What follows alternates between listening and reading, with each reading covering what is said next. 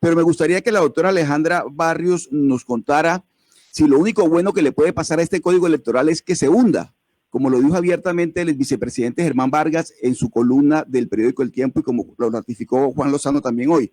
De tal manera que como están las cosas con todo este arbolito de Navidad que le están colgando todo tipo de cosas, ¿no sería, doctora Barrios, lo mejor que le puede pasar al código es hundirlo? No, en ese creo que no. Miren, nosotros estamos en la recta final de discusión y viene la discusión más importante que se va a dar en las plenarias de Senado y de Cámara, porque este proyecto entró con mensaje de urgencia. ¿Qué va a pasar ahí y qué esperamos que nosotros pase? Que esos temas sobre los que se ha generado fuertes controversias y donde es necesario hacer ajustes, porque realmente creo que estamos hablando de no más de 10 artículos de 270, puedan ser ajustados a partir de... Doctora Barrios, perdóneme, le interrumpo un segundo. Mire, usted conoce el Congreso mejor que yo y sabe que ese Congreso no va a ceder en lo que ya le colgó al arbolito. De tal manera que, al contrario, le van a seguir colgando más arandelas. Entonces yo sí creo que no es insensata la propuesta de quienes consideran o consideramos, porque yo me sumo, dado los defectos que tiene este código electoral, que lo mejor que le puede pasar a este código electoral es que se hunda.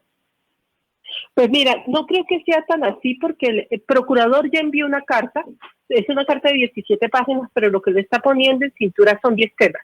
Esos 10 temas claramente están muy bien identificados, quizás haría falta un par de temas dentro de los que señala el procurador, y si sobre esos temas se trabaja, se logra hacer un muy buen ajuste. Porque ¿de qué estamos hablando? Estamos hablando de la carrera administrativa de la registraduría. Eso se puede ajustar. Estamos hablando de la gran cantidad de cargos técnicos de libre nombramiento y remoción. En eso discrepamos con el señor registrador delegado, pero pues nosotros leemos que haya además libre nombramiento, no solamente libre remoción, y está claro en uno de los artículos, quitarlo de ley de garantías, que eso hace que casi se hunda. El Código Electoral generó la peor crisis de negociación en el Congreso, hacer ajustes frente a los temas de participación de las mujeres, quitarle al presidente de la República la posibilidad de hacer toda la reestructuración del Consejo Nacional Electoral y de la registraduría 6 meses después de expedir el código, es decir, en pleno proceso electoral, quitarle esa facultad, igual que eliminar la obligación, que además es un poco estrambótica, de que el Congreso de la República tiene que aprobar tal cual el presupuesto que negocia el Ejecutivo y la Registraduría, porque ahí le están quitando una función al Congreso que obviamente se va a caer en la Corte Constitucional. Haciendo esos ajustes, creo que podemos caminar hacia un código electoral que nos permite recoger este desorden normativo que tenemos en materia electoral. Permítame ahora preguntarle a Carlos Ariel Sánchez, exregistrador general de la Nación. Doctor Sánchez, otro de los puntos polémicos de este código electoral es lo que va a pasar con el Consejo de Estado. Dice el señor Farfán, representante de la registraduría, que también incluso se sentaron y negociaron, pues socializaron el proyecto con el Consejo de Estado. Y básicamente aquí al Consejo de Estado le van a quitar la posibilidad de decidir si se pierden investiduras o no. Al final entonces terminará el Consejo Nacional Electoral decidiendo qué pasa con las curules, cuando ya sabemos, como nos lo ha dicho, incluso explicado el señor Farfán, pues el Consejo Nacional Electoral es un órgano completamente politizado, en donde los partidos políticos mayoritarios son los que tienen más sillas. Porque el Consejo de Estado no dijo absolutamente nada, que eso sí causa sorpresa. Bueno, yo realmente, hasta donde sé, la pérdida de investidura y por mandato de la Constituyente se asignó al Consejo de Estado. Es más, ha habido algunas reformas para que haya la doble conformidad, pero hasta ahí sé que eso requiere también reforma constitucional. Yo tengo una pregunta para el señor Farfán y es ni siquiera mía, es de unos oyentes, señor Farfán, que es otro punto importante y tiene que ver con el voto por correo. Al principio se había hablado del voto electrónico, el voto electrónico ya no va, pero el voto por correo utilizando 472 sí se va a utilizar.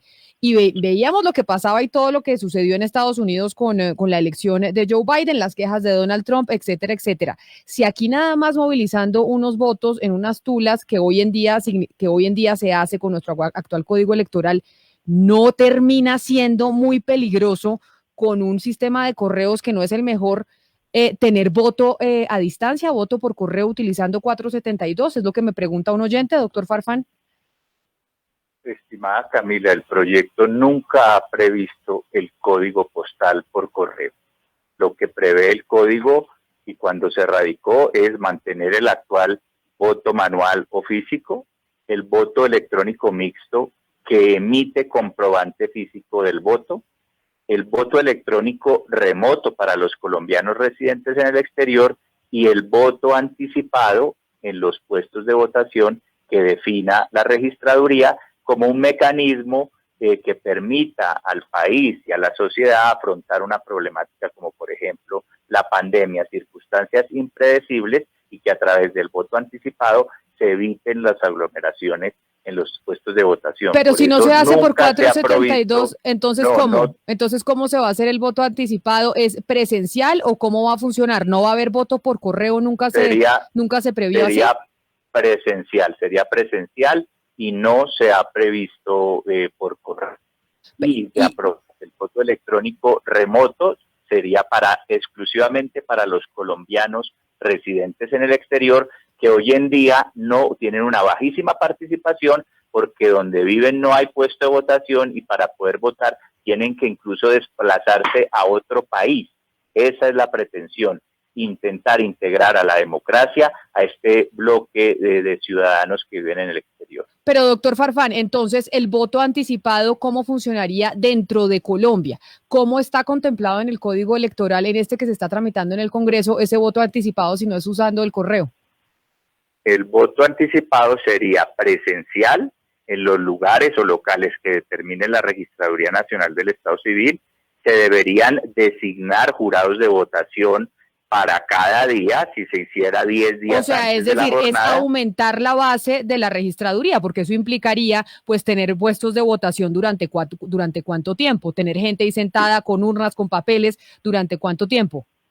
Sí, pero es que no son todos los puestos de votación, son algunos y se garantizaría que las personas que voten anticipadamente no están habilitadas en el censo electoral de la jornada electoral del día domingo. El voto anticipado le permitió, por ejemplo, a Corea del Sur, en plena pandemia, después de que estalló en marzo en nuestro país, por ejemplo, la pandemia, afrontar sus elecciones legislativas con un aumento del voto anticipado. Perfecto. Me encanta por donde va la conversación, porque este es uno de los temas que no fue aprobado en el Congreso de la República hasta este momento, ¿no? Acordémonos, Camila, que en el Congreso todo es zombie hasta la votación final. Todos son artículos zombie y todo puede revivir. ¿Qué decisión ha tomado hasta este momento las comisiones primeras? Que vale lo que es voto presencial, pero no va el voto no presencial.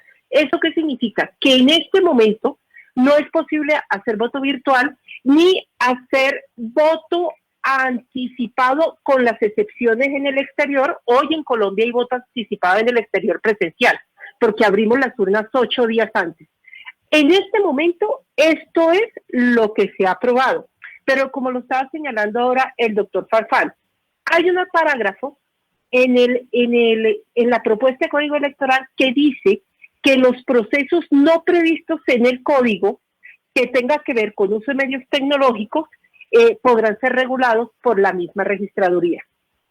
¿Qué llama la atención hacemos nosotros sobre esto, que es precisamente la conversación que estábamos teniendo con el doctor Farfán? Eso no debería poder ser regulado por la registraduría de manera autónoma. El tipo de reglamentación, si nosotros fuéramos a hacer voto anticipado en Colombia, por ejemplo, de decidir cuáles son los puestos de votación, de decidir en qué municipios, decidir qué es lo que va a pasar con los jurados de votación, si pueden haber testigos electorales o no, si van a haber observadores electorales, cuándo se cuentan los votos, cómo se cuentan, quién los resguarda, eso no debería ser de autonomía de la registraduría. Eso debe ser producto de la reflexión y debate dentro del Congreso, porque vamos a terminar teniendo un código electoral paralelo para todas aquellas cosas que no estén incluidas en este código electoral. Y eso no es certeza en términos de las reglas de juego. Pero ya que usted dice eso, usted